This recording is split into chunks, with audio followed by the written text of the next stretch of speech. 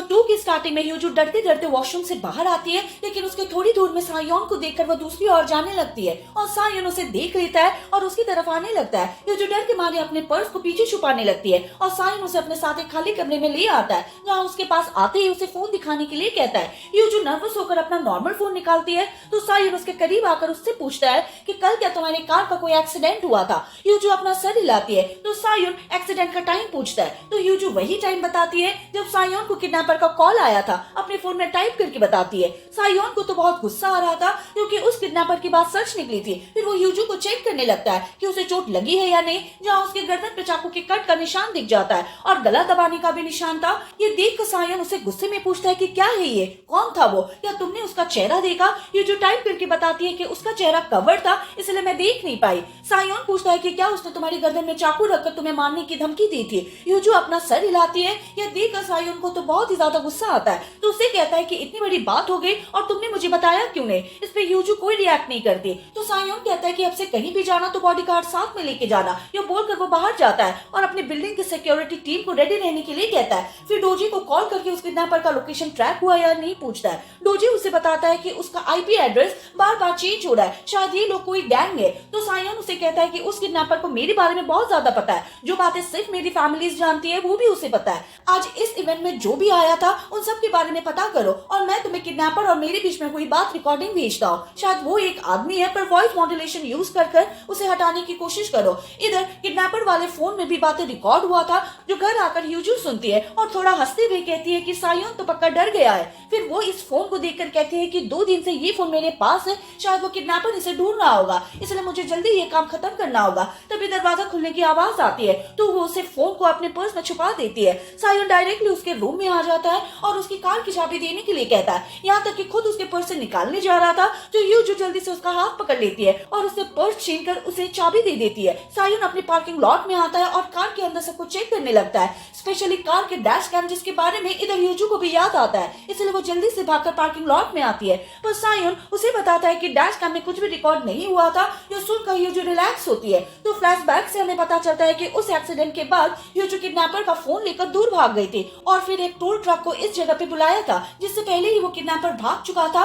फिर प्रेजेंट में एक बाइक उनके करीब से आ रहा था तो सायोन जल्दी से यूजू को अपनी तरफ खींच लेता है। फिर उसे कहता है कि कल से काम पे जाने की जरूरत नहीं है। फिर यूजू लिखती है कि कल मुझे हमारे डायरेक्टर के साथ कोर्ट जाना है इंटरप्रेटर के काम के लिए। तुम्हारी मॉम ने भी ये काम छोड़ने के लिए कहा है लेकिन मैं करना चाहती हूँ। सायोन कहता है कि फिर सिक्योरिटी को अपने साथ रखना, पर यूजू मना कर देती है तो सायोन किसी को कॉल करता है और यूजू की कार के डैश कैम फुटेज को रिकवर करने के लिए कहता है। फिर वो अपनी मॉम के साथ लंच करने आता है जो उसे इलेक्शन टाइम में अपने डैड को सपोर्ट करने के लिए कहती है। इस पे सायोन कुछ भी नहीं कहता। मॉम कहती है कि तुम जरा अपनी वाइफ को इलेक्शन से दूर ही रखना, पता नहीं पर मुझे वो ठीक नहीं लगती। सायोन कहता है कि आप ही लोग तो चाहते थे मिस्टर हॉन्ग की बेटी के साथ मेरी शादी करवाना, यहाँ तक कि ब्राइड बदलने के बाद भी आप लोग ये रिश्ता जोड़ना चाहते थे। आखिरकार मिस्टर हॉन्ग ने ही हमारी फैमिली के पुराने स्कैंडल को छुपाने में मदद की है। इधर यूजू अपना कोर्ट का काम खत्म करके वॉशरूम में आती है पर तभी हम एक मिस्टीरियस पर्सन को उसी वॉशरूम के और जाते हुए देखते हैं। यूजू बाहर उसकी परछाई देखकर डर जाती है तो इसके बाद से यूजू यहाँ पे किसी को नहीं मिल रही थी। सायोन ने फिर भी एक फीमेल गार्ड को यूजू की सिक्योरिटी के लिए भेजा था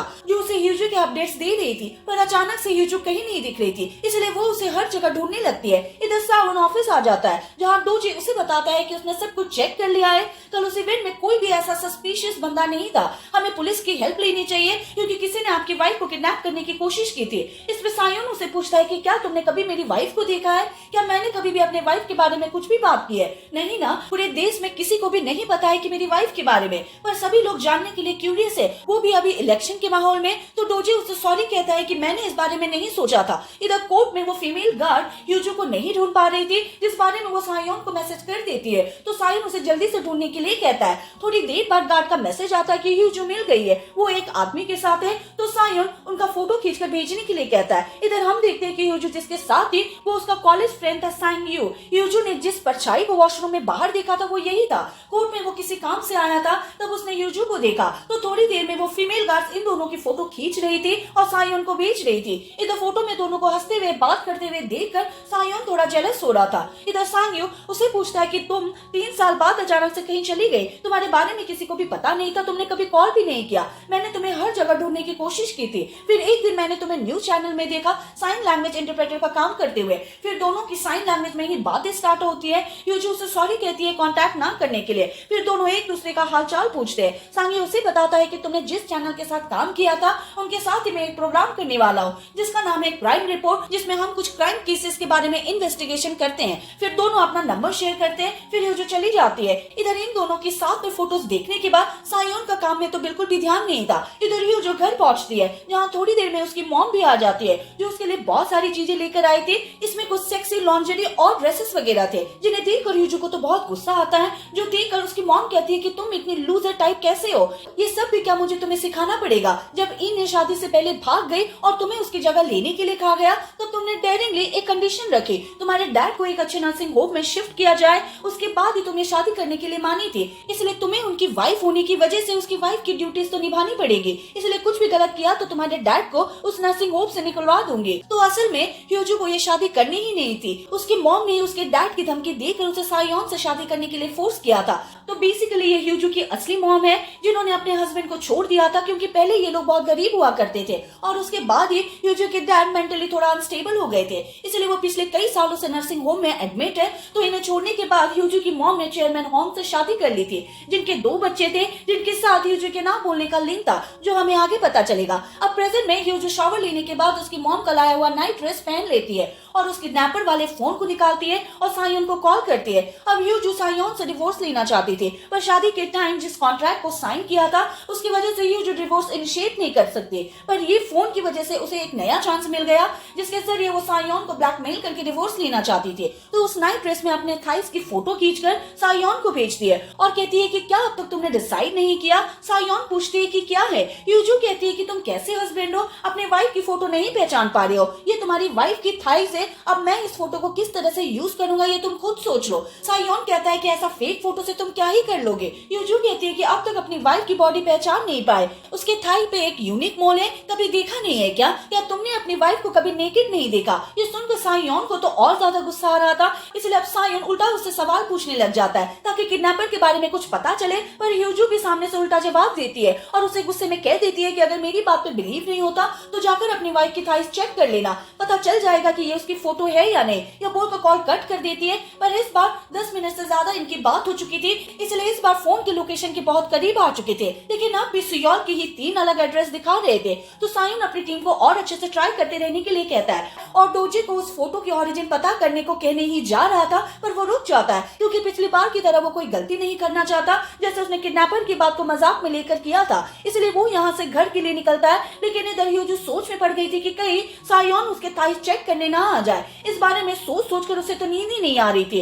तभी वो दरवाजा ओपन होने की आवाज सुनती है, इसलिए वो ब्लैंकेट के अंदर घुसकर सोने की एक्टिंग करती है। सायोन डायरेक्टली ह्यूजो के रूम में आ जाती है और उसके ब्लैंकेट को हटाने की कोशिश करता है, लेकिन ह्यूजो ब्लैंकेट को और जोर से पकड़ के रखती है। पर सायोन जोर से ब्लैंकेट को खींच देता है जिस चक्कर में वो उसके ऊपर ही गिर जाता है। तो ह्यूजो दूसरी साइड फेस कर लेती है। तो सायोन उठ जाता है और उसे बताता है कि प्रेसिडेंशियल ऑफिस में एक साइन लैंग्वेज इंटरप्रेटर की जरूरत है, तुम चाहे तो उसके लिए अप्लाई कर सकती हो, तुम ही तो काम करना चाहती हो ना, तो अपनी काबिलियत से वो पोजीशन हासिल करके दिखाओ, या कहकर वो चला जाता है। और ह्यूजो सोचने लगती है कि अचानक से बस ये बताने आया था। सायोन डाइनिंग टेबल को देखकर 3 साल पहले उनकी शादी की पहली रात को याद करता है। ह्यूजो खाना बनाकर उसका वेट करते करते सो गई थी, जिसे सायोन प्यार से देख रहा था। फिर उसके सामने जाकर बैठता है। खाना खाने के बाद ह्यूजो उसे डांस करने के लिए बुलाती है। इसमें वो बहुत ज्यादा नर्वस थे, अब वो ये सब रोमांटिक माहौल बनाने के लिए कर रहे थे जो कि उसकी मॉम ने कहा था। ये सायोन नोटिस करता है तो उसे अपनी तरफ देखने के लिए कहता है और उसके पास आकर बताता है कि क्या तुम्हें एक टेप चाहिए, मेरे लिए फीलिंग्स मत करना, तुम्हें मेरे सामने किसी का पपेट बनने की जरूरत नहीं है, और खास करके तुम्हारी मॉम जो भी कहे वो हर चीज करने की जरूरत नहीं है। इसलिए मैं क्लियरली बता रहा हूँ कि तुम कभी भी मेरे प्लान का हिस्सा नहीं थे, इसलिए कभी भी मेरे मैटर्स में मत पड़ना, ये बोलकर वो चला गया था। तो प्रेजेंट में सायोन ह्यूजो के रूम की ओर देखने लगता है। इधर ह्यूजो को तो नींद ही नहीं आ रही थी क्योंकि सायोन के ऐसे अचानक से उसके ऊपर गिरने की वजह से उसकी हार्ट बीट फास्ट हो गई थी। अब सुबह वो उठती है तो सायोन ब्रेकफास्ट का पूछता है, तो वो ब्रेकफास्ट बनाने जाती है, लेकिन फिर सायोन जाकर खुद ही ब्रेकफास्ट बनाने लगता है, जो देखकर ह्यूजो भी उसकी हेल्प करने आती है। तो खाना बनाते हुए सायोन उसे इनडायरेक्टली सांग-ह्यू के बारे में पूछता है कि उस दिन कोर्ट में तुम सिक्योरिटी को नहीं मिल रही थी। ह्यूजो कहती है कि कॉलेज फ्रेंड मिल गया था जिससे बात कर रही थी। तो सायोन पूछता है कि क्या तुम दोनों दोनों क्लोज थे? मेरा मतलब है कि क्या तुम दोनों अच्छे दोस्त थे और क्या वो भरोसेमंद है? यूजू हाँ कहती है। तभी सायोन को डोजे का मैसेज आता है तो सायोन उसके लिए खाना रेडी करके चला जाता है। यूजू कहती है कि क्या इसने मेरे लिए खाना बनाया? इधर यूरी के ऑफिस के बाहर किसी सेलिब्रिटी के फैंस आए हुए थे। इनके धक्के से वो गिरने वाली थी पर तभी सांगो उसे होल्ड कर लेता है जिसको यूरी देखती ही रह जाती है। तो सांगो ये कहानी का सेकंड मेन लीड है जो कि प्रोफेशनल से एक डॉक्टर है और एक यूट्यूबर भी। तो यूरी की कॉफी सांगो के हाथ में गिर जाती है तो दोनों बैठकर बात कर रहे थे कि तभी उन्हें पता चलता है कि सांगो जो प्रोग्राम करने वाला है उसमें यूरी भी उसके साथ काम करने वाली है। इधर इस किडनैपर की वॉइस मॉड्यूलेशन को हटाने के बाद जो पहला सैंपल निकला था वो इतना क्लियर नहीं था, इसलिए फिर से ट्राई करने के लिए कहता है। पर तभी डोजे उसे एक ट्रैफिक सीसीटीवी का फुटेज दिखाता है जहाँ पे वो किडनैपर यूजू के कार में घुसा था। अब इन्हें तो पता नहीं था कि यूजू के कार को हैक किया था उस किडनैपर ने, इसलिए वो आसानी से डोर ओपन करके अंदर घुस गया था। लेकिन ये देखकर डोजी कहता है कि ऐसा लग रहा है जैसे किडनैपर को जानबूझकर अंदर आने दिया, जिससे अब सायोन भी सोच में पड़ जाता है। इधर यूजू अपने असली डैड से मिलने नर्सिंग होम में आती है। यूजू बस उनके साथ ही बोलकर बात करती है क्योंकि एक उसके डैड है जो यूजू की केयर करते हैं। इधर सायोन अपने एक रिपोर्टर फ्रेंड को इस किडनैपर की फोटो भेजने वाली बात को किसी और के नाम पे बताता है, जो सुनकर वो रिपोर्टर कहता है कि एक आदमी किसी की वाइफ की प्राइवेट फोटो उसके हस्बैंड को भेजकर डिवोर्स देने की धमकी देता है। इसका तो एक ही मतलब है कि उस आदमी की वाइफ का उस ब्लैकमेलर के साथ अफेयर चल रहा है। अब अपने फ्रेंड के ये बात सुनकर और डोजे ने जो उस किडनैपर की कार में घुसने वाली बात कही थी ये सब याद करके वो सोच में पड़ जाता है। रात के 10 बज गए थे तभी किडनैपर का फिर से उसे कॉल आता है तो सायोन कॉल उठाकर तुरंत काट देता है। यूजू को समझ नहीं आ रहा था कि इसने कॉल क्यों काट दिया तो वो दोबारा कॉल करती है तो सायोन कॉल पिक करता है और कहता है कि शायद तुम मुझसे बात करने के लिए कुछ ज्यादा ही उतावली हो रहे हो, मैं अभी थोड़ा बिजी हूँ इसलिए 5 मिनट बाद कॉल करो। तो यूजू एग्जैक्टली 5 मिनट बाद फिर से कॉल बैक करती है। सायोन कॉल पिक करता है लेकिन उनकी कुछ बात होने से पहले ही यूजू को एक ब्लास्ट की आवाज आती है और कॉल कट हो जाता है। तो यूजू फिर से कॉल ट्राई करती है लेकिन उसका फोन अनरीचेबल आ रहा था, इसलिए वो घर चली जाती है और घर पे सायोन को ढूंढने लगती है लेकिन उसे सायोन घर भी नहीं मिलता। तो वो फिर से उसका कॉल ट्राई करती है लेकिन फोन उसका अब भी अनरीचेबल आ रहा था। तो वो वही उनके आने का वेट करते हुए बैठे बैठे सो जाती है। पर सुबह टीवी में उसे न्यूज मिलती है कि सायोन के ऑफिस जिस बिल्डिंग में है वहाँ पे कल रात को उसमें एक ब्लास्ट हुआ है और जिस मास्क पहने बंदे ने ये किया है उसका सीसीटीवी फुटेज भी दिखाया जाता है। इसके साथ रिपोर्टर एक धमकी भरा कॉल रिकॉर्डिंग में सुनाता है जो कि वही कॉल रिकॉर्डिंग था जो कि उस असली किडनैपर ने सायोन को धमकाते हुए कहा था कि मैं इसे मार दूंगा, तुम्हारे पास कल तक का टाइम है या तो मुझे 2 बिलियन वॉन दो वरना मैं मार दूंगा। बस इतना ही रिकॉर्डिंग रिपोर्टर को दी गई थी। अब ये सुनकर यूजू तो डर गई थी क्योंकि ये बातें तो किडनैपर के नंबर के फोन से कहा गया था जो कि इस वक्त यूजू के पास थे। तभी यहाँ पे सायोन आ जाता है जिसकी हालत खराब थी, उसके कपड़े खराब हो गए थे, कपड़े पे खून लगे थे। वो डायरेक्टली यूजू के पास आता है और उसे डाइनिंग टेबल पर बिठाकर कहता है कि कुछ दिन से जो भी हो रहा है उसका कोई सेंस नहीं बन रहा है। यूजू के बारे में कोई ऐसी बात नहीं है जो मैं नहीं जानता, बस सच्चाई क्या है ये मुझे पता करना है, इसलिए कोऑपरेट करो ये बोलकर उसकी ड्रेस हटाने लग जाता है। यूजू उसका हाथ पकड़ के रोकती है पर सायोन कहता है कि तुम खुद हटाओगी या मैं करूं। अब उसे ऐसा देखकर यूजू तो बहुत घबराने लगती है। इसके साथ ही हमें 3 साल पहले का एक सीन दिखाया जाता है। सायोन की शादी होने के एक रात पहले इना ने सायोन की शादी कैंसिल करने की धमकी दी थी वरना वो सायोन की फैमिली के सीक्रेट्स को रिवील कर देगी। यह देखकर सायोन ने उससे पूछा था कि क्या सच में यूजू की शादी जंगहुआ फैमिली के बेटे से हो रही है। इना ने कहा था कि हाँ, पर वो आदमी बहुत ही घटिया है, लेकिन यूजू की मॉम वो घटिया इंसान है जो अपने फायदे के लिए यूजू को उस आदमी को बेच सकती है। जो देखकर सायोन ने कहा था कि शादी कल ही होगी पर मेरी दुल्हन तुम नहीं तुम्हारी बहन होगी। इसी के साथ एपिसोड 2 यहीं पर खत्म होता है। अगर आपको मेरी एक्सप्लेनेशन अच्छी लगी हो तो please like, comment and subscribe करना बिल्कुल ना भूले। Thank you for watching.